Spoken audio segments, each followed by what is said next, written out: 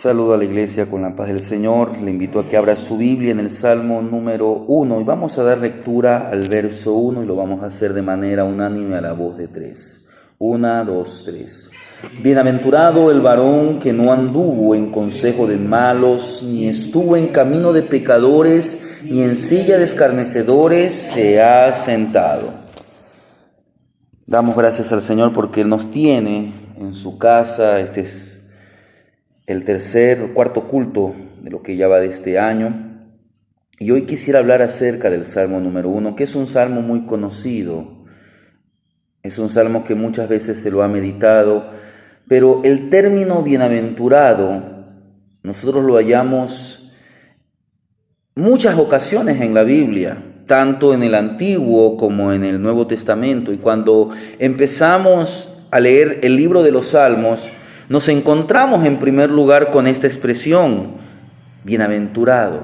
En hebreo es una palabra que dice esher, es la que se traduce para nosotros como bienaventurado. Y esta palabra nos indica una felicidad, un contentamiento, pero un contentamiento que se está construyendo.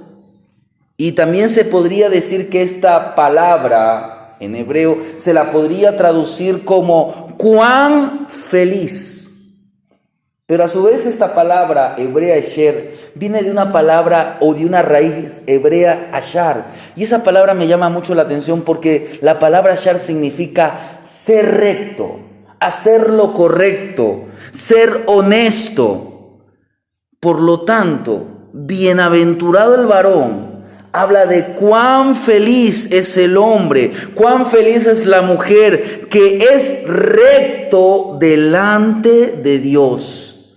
Aquel que es justo, aquel que es justificado delante de Dios está construyendo o se está dirigiendo hacia su verdadera felicidad. Y la iglesia, usted y yo, somos parte de los llamados a ser bienaventurados. Y quiero que brevemente meditemos este salmo de tan solamente 6 versículos. En primer lugar, en el verso 1 vemos 3 acciones de las cuales debe mantenerse alejado el bienaventurado. Usted y yo notamos que en este primer versículo hay 3 acciones de las cuales quien desee ser bienaventurado debe mantenerse alejado durante toda su vida. Y estas son un camino en el que no debe de andar, una senda en la cual no se debe parar y una silla en la cual no se debe sentar. ¿Qué nos dice el salmista? Dice que no anduvo en consejo de malos. Entonces, ¿qué podemos entender? Que los malos tienen consejo. Y el bienaventurado no andará en dichos consejos, sino más bien, ¿qué va a hacer el bienaventurado? Se va a alejar de él. Con todo el consejo que a veces llega a nosotros, usted ve la gente hoy, todo el mundo cree saber las cosas y quieren darnos consejos. Y no digo que nosotros no debamos escuchar, pero tenemos que ser como este hombre, bienaventurado. El bienaventurado le viene el consejo de diferentes fuentes, pero el bienaventurado sabe mantenerse alejado de consejos malos.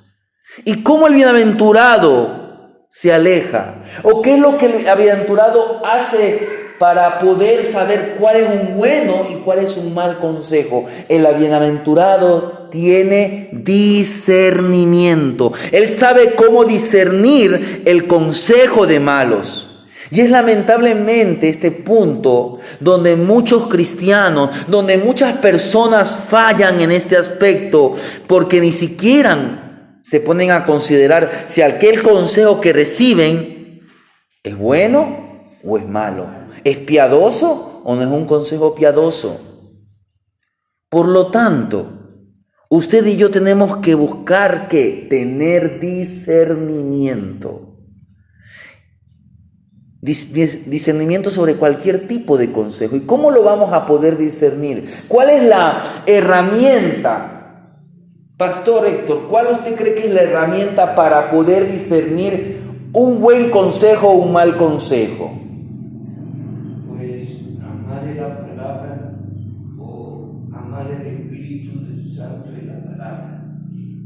Yo creo que van en conjunto, porque el autor de la palabra es el Espíritu, y el Espíritu nunca va a contradecir su palabra. Por eso es que el salmista, ¿qué nos dice en el Salmo 119? Que ya es lámpara. Por eso, mire, esa es la manera. ¿Cómo sabe discernir? Tiene que discernir a la luz de la palabra de Dios. Por eso es que también este bienaventurado dice que no estuvo en camino de pecadores. ¿Por qué? Porque las Sagradas Escrituras nos indican que hay caminos que al hombre derecho, le parecen recto, pero su fin lleva a la destrucción y a la muerte. Por ello es importante discernir, hermanos, hacia qué dirección nos llevan. Usted no puede a todo consejo, a toda propuesta, a toda idea decir sí. Usted tiene que primeramente hacer un alto y tiene que aprender a discernir a la luz de la palabra, y tiene que analizar hacia dónde se dirige, hacia dónde nos llevan aquellos proyectos, aquellos planes, aquellas decisiones que tomamos. Y el bienaventurado no se encamina en la misma dirección de los pecadores. No tiene miedo de tomar un camino menos transitado, porque el bienaventurado sabe que lo lleva a la bendición, que lo lleva a la felicidad, que lo lleva a la vida eterna. Es decir, que el bienaventurado es aquel que él va a hacer. Va a elegir la puerta estrecha, va a elegir la senda o el camino angosto. Y este camino no es más que otro que el ejemplo de vida que Jesús nos dio. Mire lo que nos dice Mateo 7:13. Es un versículo muy conocido, el que encuentre de lectura. Entrad por la puerta estrecha, porque ancha es la puerta y espacioso el camino que lleva a la perdición, y muchos son los que entran por ella. ¿Ya? Mire, el camino ancho, muchos entran, pero el camino angosto dice que son pocos. Y Jesús dijo en San Juan 14:6, que usted lo conoce muy bien: yo soy el camino. Pero ¿qué más nos muestra el Salmo 1? Que dice que él tampoco ni en silla de escarnecedores se ha sentado. Hermana Magali, ¿usted sabe lo que es un escarnecedor? Es una persona burladora. Pero no solamente es un burlador, es aquella persona que ama sentarse y que le gusta criticar. Es un criticón. Y en este caso es una persona que critica al pueblo de Dios, que critica las cosas de Dios. Por eso el bienaventurado no toma esta postura, no toma la postura de un burlador, no toma la postura de un escarnecedor, no toma la postura de un crítico. No es aquel que menosprecia a sus semejantes, no es aquel que menosprecia a sus hermanos en la fe, no es aquel que menosprecia a los siervos de Dios. ¿Qué hace el bienaventurado? Es aquel que ora por ellos. Es aquel que cuando ve flaquear a un cristiano, que tal vez lo ve caer, es quien lo alienta en el Señor. ¿Por qué? Porque el que ha caído necesita ¿qué? Necesita ser restaurado. Para eso está el bienaventurado. Él no lo va a criticar, no lo va a juzgar. Entonces, frente a lo que hemos visto en este primer versículo, tenemos que realizar nuestro propio autoexamen y debemos considerar si estamos lejos de estas acciones perjudiciales. Realmente usted y yo podríamos decir que todo ser humano en algún momento, en alguna instancia de su vida, ha cometido estas acciones. ¿Quién de nosotros alguna vez no criticó, no juzgó de una manera destructiva? Porque una cosa es dar una crítica constructiva, dar un juicio, un discernimiento. ¿Quién a veces no anduvo en camino de malo, no estuvo en consejo, no anduvo en camino o en consejo de malos? Todos podríamos decir que en algún momento. Por eso, ¿qué nos está señalando? ¿Qué nos apunta este salmo? Que Jesús vivió alejado de estas cosas, de estas acciones perjudiciales. Jesús es el perfecto modelo del Salmo 1. Es aquel varón bienaventurado. Entonces usted y yo tenemos que seguir su ejemplo. Tenemos que el resto de este nuevo año, mire, estamos hoy día 7. Faltan 358 días para que, si Dios nos permite, lleguemos a un nuevo año. Pero cada día, viva un día a la vez. Pero ¿cómo viva ese día? Viva a la luz de la palabra. No se desvíe de la senda correcta. Haga un alto si se ha desviado. ¿Qué dice el profeta Jeremías? Sí, 6:16. Paraos en los caminos. Mire, y Jeremías mismo también nos dice en Lamentaciones, escudriñemos nuestros caminos. Mire lo que dice Jeremías en Lamentaciones 3:40, al que encuentre de lectura.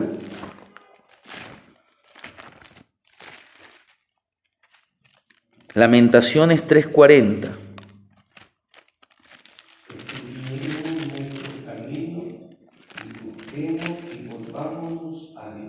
Mire, es casi similar a lo que usted va a ver si usted en casa lee Jeremías 6:16. Paraos en los caminos, en la senda, preguntad. Mire lo que nos dice otro profeta, el profeta Oseas. Son algunas cosas que estudiamos el otro año. Mire lo que dice Oseas en el capítulo 6. Del verso 1 en adelante dice así: venid, volvamos a Jehová, porque Él arrebató y nos curará, hirió y nos vendará. Mire. Y dice el verso 6 de Oseas 6:6, dice: porque misericordia quiero y no sacrificio, y conocimiento de Dios más que holocaustos. Entonces, hermanos, Jesús es nuestro máximo ejemplo de aquel varón bienaventurado. Siga su ejemplo. Guarde y practique sus enseñanzas. Guarde y practique sus mandamientos. Conózcalo al Señor a través de las Escrituras. Porque le digo, escudriñaos las Escrituras porque ellas dan testimonio de mí. Apártese del mal y haga el bien. Y con el paso del tiempo, ¿qué va a pasar? Su carácter, mi carácter va a ser semejante al carácter de Jesús. Y seremos llamados bienaventurados a la luz de la palabra del Señor. Por eso es que el salmista dice en el Salmo 16, verso 11, dice: me mostrarás la senda de la vida en tu presencia, no en los placeres del mundo. En tu presencia hay plenitud de gozo, delicias a tu diestra para siempre. Pero volvamos al Salmo 1, mire lo que nos dice el verso 2. Y ahí usted ve que lo que veíamos en el verso 1 tiene mucho que ver con el verso 2. Dice: sino que en la ley de Jehová está su delicia, y en su ley medita de día y de noche. Entonces, ¿qué vemos en segunda instancia? Que la ley de Jehová es su delicia. Entonces aquí estamos viendo una característica que hace la diferencia en aquel que es llamado bienaventurado. La ley de Jehová, la palabra de Dios, es su mayor placer. Es como un tesoro valioso, es su tesoro más valioso en la tierra. Y mire, la palabra que utiliza es su delicia. Y según el diccionario de la lengua española, primeramente yo analicé la palabra deleite, y la palabra deleite significa tener un placer del ánimo y de los sentidos, pero la delicia habla acerca de un placer muy intenso. Entonces, ¿qué podríamos decir? Que el varón bienaventurado, este varón del Salmo 1, es aquel que encuentra un placer muy intenso, tanto de su ánimo, de su sentido. ¿Cuándo? Cuando pasa meditando en la ley de Jehová. Y esto lo hace de día y de noche, es decir, lo hace a cada momento. La palabra que aquí utiliza el salmista en el original hebreo es la palabra jefes. Y esto habla acerca también, nos da la idea del querer, de la voluntad de aquel que medita. Entonces, ¿qué concluimos? Que cuando la persona se medita, cuando aquella persona se deleita en la palabra de Dios, esto va a impactar la voluntad de aquel que medita. No solamente que usted lee, mire, no dice aquel que lee. La Biblia dice bienaventurado el que lee, el que oye y el que guarda. Pero aquí dice bienaventurado el que, dice, sino que en la ley de Jehová está su delicia y en ella medita. Entonces, cuanto mayor tiempo usted y yo meditemos, no solamente que leemos, sino que usted se pone a analizar qué es lo que el salmista, para quién está hablando Dios a través del escritor. ¿Qué es lo que tiene que hacer usted con esta palabra? ¿Cómo esta palabra se aplica a su vida? Cuando usted pase tiempo y cuando mayor tiempo pase, su voluntad será transformada a tal punto que usted va a llegar a considerar la palabra de Dios valiosa. Va a obedecerla. ¿Por qué? Porque el obedecer su palabra, el obedecer la palabra de Dios, le produce a usted contentamiento. Eso es lo que significa leer, meditar, obedecer, practicar. ¿Qué? Los principios, los mandamientos, los consejos, los testimonios, las instrucciones bíblicas. No van a ser para usted una carga, sino ¿qué va a pasar? Usted se va a gozar. Nos vamos a deleitar ¿en qué? En vivir a la luz de esa palabra. ¿Por qué? Como dice el salmista, porque la palabra es más dulce que la miel. La ley de Jehová es la que trae convicción y conversión a nuestra alma. Si usted lee el salmista en el capítulo 19 de los versos 7 al 10, dice que la ley de Jehová es perfecta, que convierte el alma. ¿Pero acaso que la ley no salva? Aquí lo que está diciendo es toda la escritura. ¿Por qué? Porque en la escritura, la ley moral nos señala que somos pecadores, pero la ley, toda la Biblia, nos señala quién es el que nos puede convertir, quién es el que nos puede cambiar, quién es el que nos puede salvar, quién es el que nos puede redimir. Por eso es que la ley de Jehová es perfecta. Y por ello es que el salmista presenta a este varón y lo presenta como ¿quién? Como un árbol fructífero. La palabra del Señor nos va a confrontar con nuestro pecado. Dice Santiago que la palabra es como un espejo, que usted se considere en ella su rostro natural. Pero ¿qué va a hacer usted? ¿Va a ser como aquella persona que se considera y sigue sin hacer ningún cambio? La palabra tiene que llevarnos, nos tiene que confrontar con nuestro pecado y nos tiene que llevar ¿a qué? A hacernos una autorreflexión. Y eso nos invita a hacer un llamado ¿a qué? Al arrepentimiento. La palabra nos hace un llamado al arrepentimiento. Ya vimos, volveos, escudriñad vuestros caminos, paraos en las sendas. El mensaje de Jesús fue arrepentíos. El mensaje de Juan el Bautista fue arrepentíos. Pero recuérdense que Juan también dijo, Él es el Cordero de Dios que quita el pecado. Jesús dijo, yo soy la fuente. El que venga a mí y beba, correrán ríos de aguas vivas. En Jesús, Él es la fuente de agua de vida eterna. Es en Él que hay perdón, redención y salvación. Entonces, cuando usted recibe, cuando hemos recibido a Cristo, ¿qué pasó? El Espíritu Santo hizo morada en nosotros. Y por la acción de su palabra, ¿qué pasó? Comenzamos a producir y tenemos que producir frutos dignos de arrepentimiento.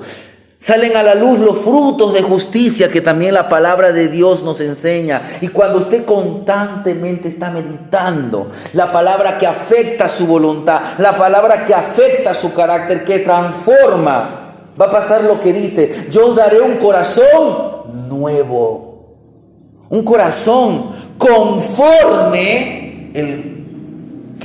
la voluntad de Dios, conforme los designios, conforme los pensamientos. Entonces usted comienza a dar el fruto del Espíritu Santo, que es la verdadera prosperidad. Esa es la verdadera prosperidad. Juan escribe en su segunda o en su tercera carta amado, yo deseo que tú seas prosperado. Pero ¿qué es lo primero que había prosperado aquel amado? Así como prospera. Porque era próspero espiritualmente. Entonces, hermanos, hagamos de las Sagradas Escrituras nuestro deleite, nuestra delicia, la verdadera prosperidad.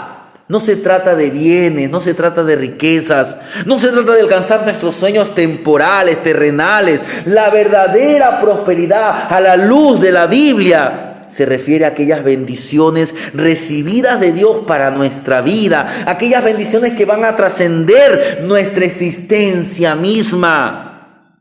Mire, ya no está con nosotros el salmista que escribió este salmo, pero esta palabra todavía Dios la sigue utilizando para nuestro bienestar. Ese hombre ya no está con nosotros. Sabemos que quien escribió sobre todo esto es el Espíritu Santo, pero aquel hombre tuvo la bendición de ser un instrumento para bendecir a las naciones, como Abraham. En ti serán benditas todas las naciones. Hermanos, es la verdadera prosperidad. Es cuando nosotros hallamos la ley de Jehová. Ella es nuestra delicia. Decía el salmista, mire lo que dice en el Salmo 119, el verso 174.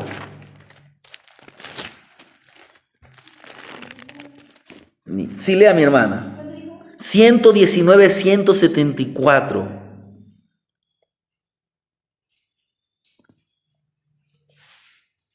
He deseado tu salvación, oh Jehová, y tu ley es mi delicia. Mire, tu ley es mi delicia. Dice en una versión, dice así: anhelo, Señor, tu salvación.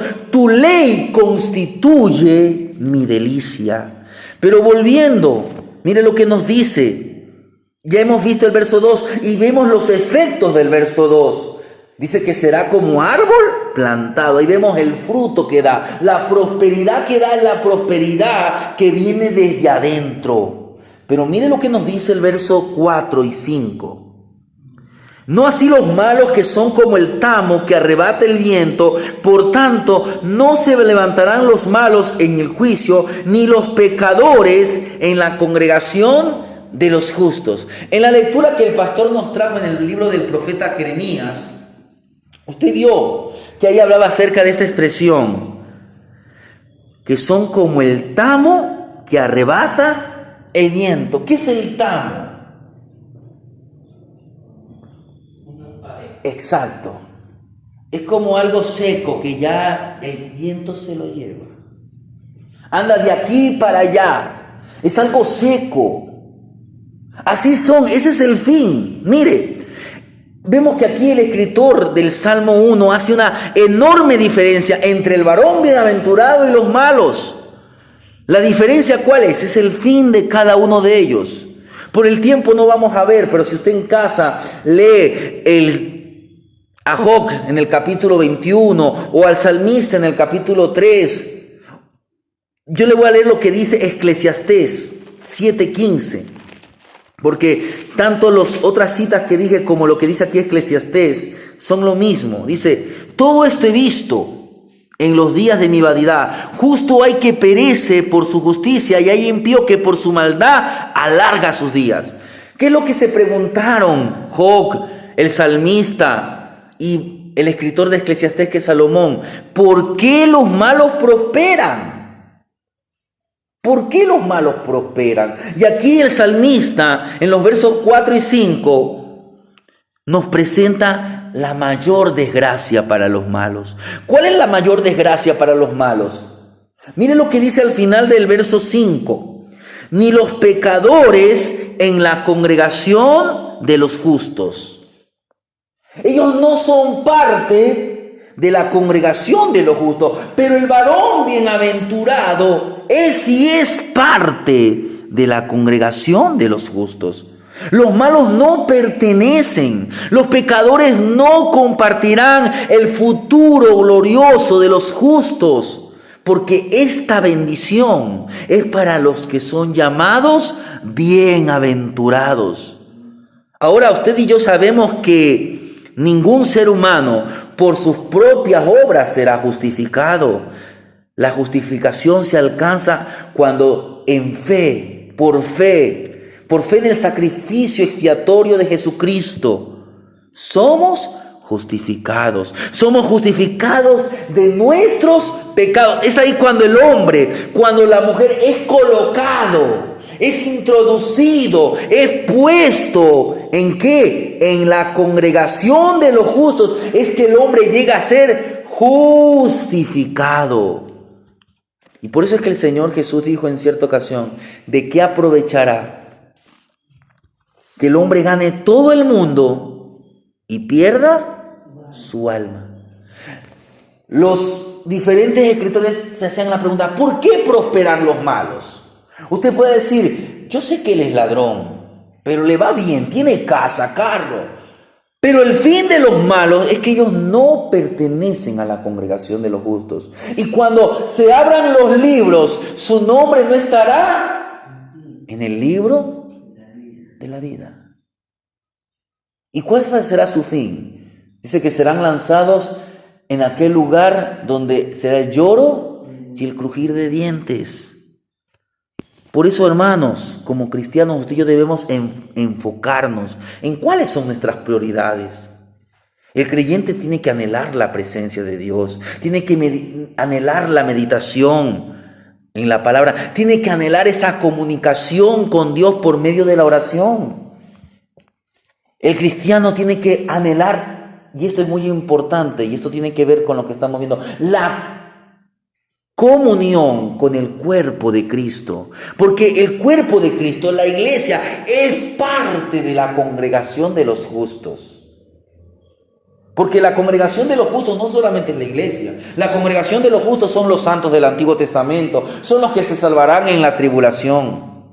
Pero usted y yo hoy somos parte de la congregación de los justos, y usted tiene que anhelar vivir una vida de adoración, una vida devocional.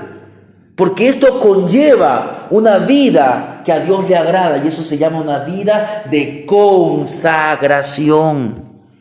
Entonces, hermanos, en este nuevo año que estamos empezando, debemos buscar que este sea un año que anhelemos crecer en el Señor, de conocer más de Él, de servir de manera más eficiente en su obra y para su gloria. Y cuando vengan los momentos, las circunstancias difíciles, no se olvide que su raíz, no se olvide que su fundamento es el Señor mismo, el quien nos libra del juicio, nos ha librado de toda clase de condenación, es quien nos ha justificado y nos ha prometido que estaremos un día con Él en las moradas celestiales que Él nos ha preparado. No desmaye, porque usted pertenece a la congregación de los justos. En lo que va del año, en lo que reste de este año, en los días siguientes, en las semanas y meses siguientes, si el Señor no ha venido, si el Señor nos da la salud, venga lo que venga por delante, viva como un justo, porque Cristo viene por ¿quién? Viene por un pueblo preparado, un pueblo consagrado. Cristo viene por la congregación de los justos. Y la iglesia es parte de los justos, de los santos de a través de todos los tiempos. Usted y yo fuimos sacados de afuera. La palabra iglesia significa eso. Es una de las muchas expresiones, su significado. La palabra iglesia, que está compuesta de dos vocablos griegos, significa sacados de afuera. El Señor nos sacó de las tinieblas a su luz admirable. Y hoy usted y yo somos parte de la congregación de los justos. Mire, tenemos un año. ¿Qué dice? Es un versículo que usted se lo conoce. Hechos capítulo 11, verso 26 dice: y se congregaron allí un año. Mire, un año con la iglesia. No se congregaron con los malos. No anduvieron en silla de escarnecedores, no. Se congregaron con la iglesia y enseñaron a mucha gente. Y a los discípulos se les llamó cristianos por primera vez en Antioquía. Hermano, usted ya es un cristiano. Camine como un cristiano. Busque servirle mejor. Congréguese más eficiente. Anhele la casa, anhele estar con el pueblo de Dios, anhele la presencia del Señor. Finalmente, mire lo que nos dice los versos finales.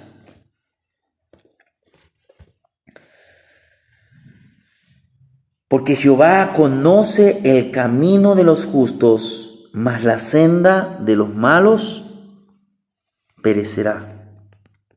Mire, y esto es lo último que quiero hablar. El último punto es: el Señor protege los pasos de los justos. Estaba yo leyendo en una traducción y decía así: el Señor protege. Dice aquí el verso 6, porque Jehová conoce el camino de los justos. El Señor protegerá sus pasos, hermanos.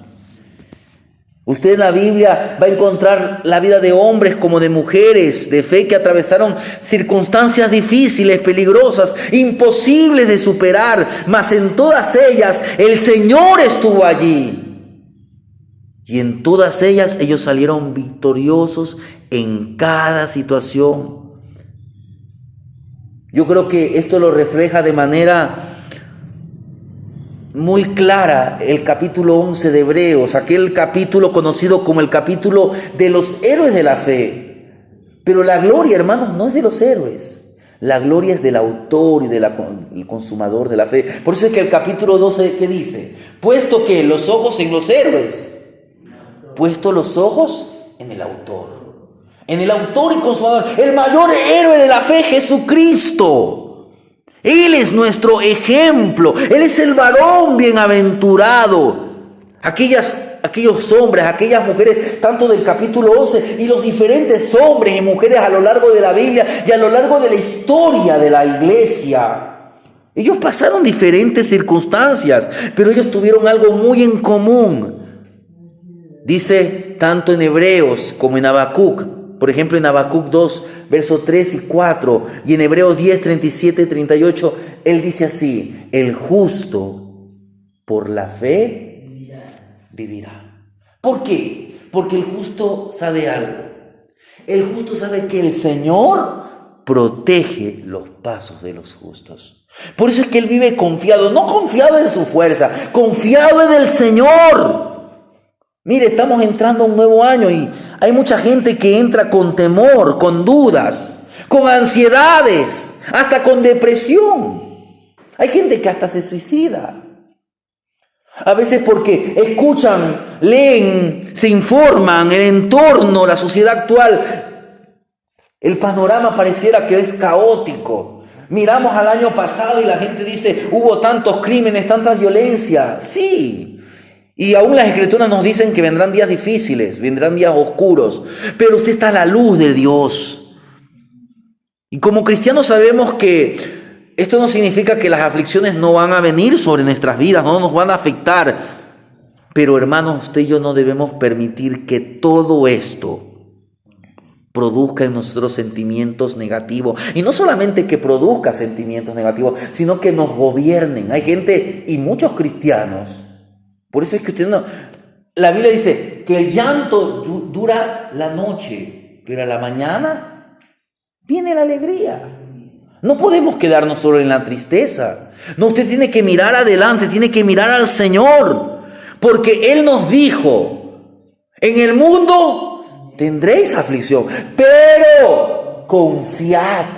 Yo he vencido al mundo. Usted vaya al Señor, pero no vaya solamente a decir: Señor, ayúdame, sino que comience a adorarlo. Cuando usted comienza a enfocarse en adorar a Dios, usted deja a un lado los problemas y usted se enfoca en el gozo del Señor. La Biblia dice que el gozo del Señor es nuestra fortaleza. Cuando miramos a Jesús, cuando miramos al varón perfecto, al varón bienaventurado, al modelo perfecto, aquel que es más que vencedor, entonces Él nos va a hacer un llamado que Él hizo a diferentes hombres. Recuérdense lo que le dijo a Josué: esfuérzate y sé valiente.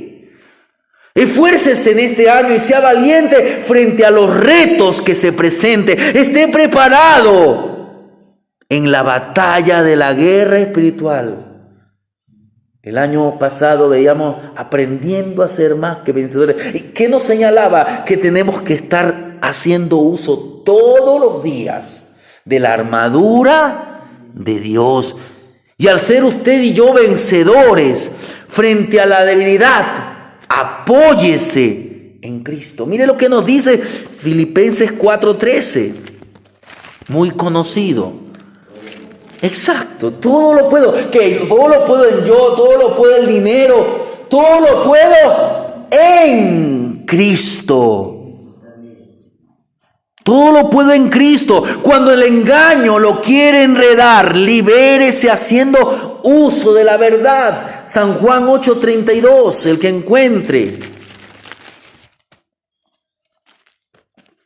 Mire, y conoceréis la verdad, y la verdad os hará libres. Hermanos, como dice Romanos 12:20 y 21, no se ha vencido de lo malo, sino venza con el bien el mal. No permita que la ansiedad le domine, refúgiese en la paz, y la paz que sobrepasa todo entendimiento. Estoy haciendo un breve resumen de lo que vimos el año pasado. La armadura de Dios. No sucumba ante la duda, no sucumba ante el temor, sino que ¿qué haga? Viva por y para la fe.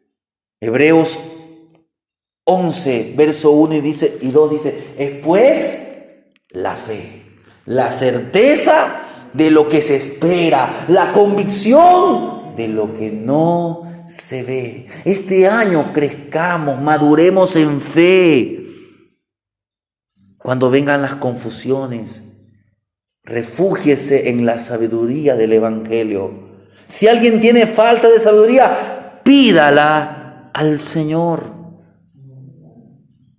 Busque la sabiduría que procede de Dios. No cedan a las tentaciones. Este año van a venir tentaciones. Cada día puede ser que vengan tentaciones. Para eso imitemos a Cristo y hagamos uso de la palabra de Dios. Recuérdese el ejemplo de Jesús frente a las tentaciones. ¿Qué hizo el Señor? Escrito está. No solamente la conocía, sino que Él vivía esa palabra. Y hermanos, no se olvide de algo muy importante, de la oración. Por eso es que dice Santiago, la oración eficaz del justo puede mucho. Emplee la armadura del Señor cada día. Hermanos, cuando usted emplea la armadura, es Cristo quien está viviendo en usted. Y por el poder del Espíritu Santo, es ahí que decimos, antes bien, en todas estas cosas somos más que vencedores. Primera de Juan, en el capítulo 5, los versos 4 y 6 nos dice algo que también hemos visto. Porque todo lo que es nacido de Dios vence al mundo. Y esta es la victoria que ha vencido al mundo, nuestra fe. ¿Quién es el que vence al mundo? Sino el que cree que Jesús es el Hijo de Dios. Este es Jesucristo. Este es el varón perfecto. Este es el modelo a seguir, hermanos. Para finalizar este nuevo año, viva con la mirada en Cristo. Él es el modelo perfecto para su fe. Él es el varón bienaventurado. Entonces, 1. Evite el consejo de malos, el camino de pecadores y la silla de burladores. Escoja siempre la ley de Jehová, que ya sea su delicia. Sea un siervo activo. ¿Dónde? En la congregación de los justos, y avance en la carrera de la fe, confiando que el Señor protege los pasos de los justos. En los primeros días de este año, realice una especie de balance general en su vida espiritual. Las empresas, las fábricas hacen esto. Ellos quieren ver si hubo ganancia, si hubo pérdida, si hay algo que mejorar. Asimismo, hermanos, vea lo que hay que corregir, lo que hay que mejorar, y dispóngase a servir al Señor con mayor gratitud con mejor disposición. Trace metas espirituales. Ya trazó la meta, me voy a leer la Biblia, voy a tener tiempos de oración, voy a tener un tiempo en la meditación del Señor, voy a ganar almas para el Señor. Trace metas espirituales para este nuevo año. Camine seguro por la senda que el Señor mismo trazó. Y no se desprenda de la mano del Señor, sabiendo que el Señor protege los pasos de los justos. Y nunca olvidemos a qué hemos sido llamados. Hemos sido llamados a ser bienaventurados. Concluyo con lo que dice Hebreos 12 del 1 al 3. Dice así: por tanto nosotros también, teniendo en derredor nuestro tan grande nube de testigos, despojémonos de todo peso y del pecado que nos asedia y corramos con paciencia la carrera que tenemos por delante, puesto los ojos en Jesús, el autor y consumador de la fe, el cual por el gozo puesto delante de él sufrió la cruz, menospreciando el oprobio, y se sentó a la diestra del trono de Dios. Considerad aquel que sufrió tal contradicción de pecadores contra sí mismo, para que vuestro ánimo no se canse hasta desmayar. Amén.